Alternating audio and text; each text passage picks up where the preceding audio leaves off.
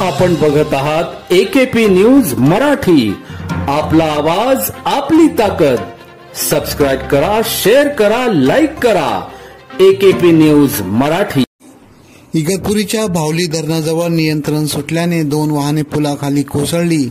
समोरच्या वाहनाला वाचवण्याच्या प्रयत्नात झाला अपघात। इगतपुरी तालुक्यातील भावली धरण परिसरात पावसाळी पर्यटनासाठी आलेल्या 2 वाहनांचा अपघात झाला।